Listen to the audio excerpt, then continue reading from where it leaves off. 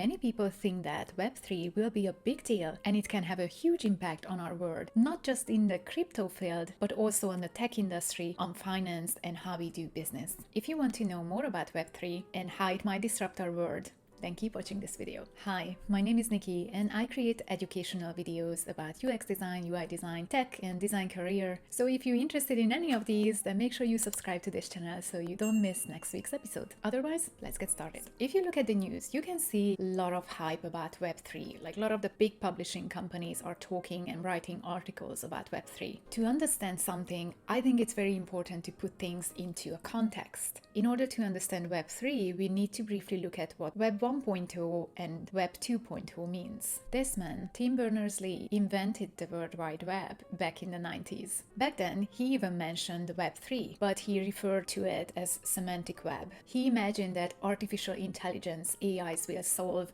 most of our problems. And we can see that this is actually already kind of happening. Just think about the self-driving cars, Tesla, or we don't need to go that far. We can just think about all of these AI-powered writing tools. So Tim Berners-Lee came up with an efficient mechanism to share resources and information between scientists all around the world. And that's exactly what Web 1.0 was. It was a dial-up slow internet, the era of AOL, the period of a static, read-only, single pages websites. Websites that people couldn't interact with. Then Web 2.0 came, and this is our current era. Web pages and applications are widely used and very common. We know how to interact with them. This is a time when a lot of e-commerce and service companies came to the market. Let's just think about Google, Facebook, Amazon, Uber, just to name a few. The biggest difference between Web 1 and 2 was that people could interact with the application and they can also interact online. We are able to create our own content. So I can just create a piece of video on TikTok, put it on TikTok, and you can comment on it, you can like it, you can share it, you can do a lot of things with the video. However, creators do not own the content. If we just stay on that example, so when I create a TikTok video, TikTok owns it. They can actually remove the video from the platform without telling me, and I have no say in that. But regardless, Web 2 has impacted our lives so much, and it affected how we do business online at the local and also at the global level. Web 2 has shaped how we communicate and interact online, so it was super awesome. It's still awesome. However, one of the biggest flaws that Web 2 has is the centralized environment. These large players, large companies, they own our creations and they control our creations as well. And this is why Web 3 is super exciting. It is still shaping what Web 3 might look like, but one thing that we already know is it's moving towards the decentralized environment, towards the decentralized internet control. What does that mean? Well, as a non-native English speaker, I had to Google it, so this is the best definition that I could find.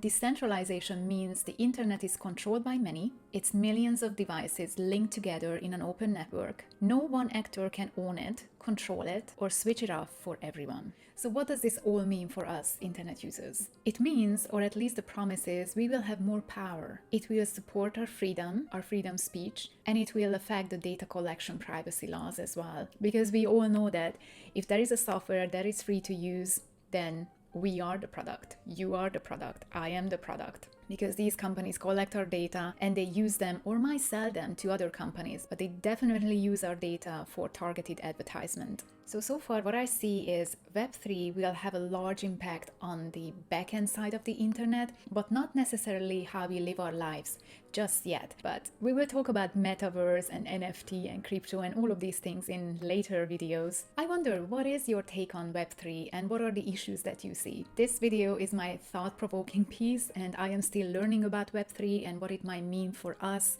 for the tech industry, for designers, for developers, how it might impact our lives, like everyday lives in the future. So as I said, I am still learning and I might be wrong about a few things. So let me know your thoughts. Thanks for watching and I see you next time. Bye.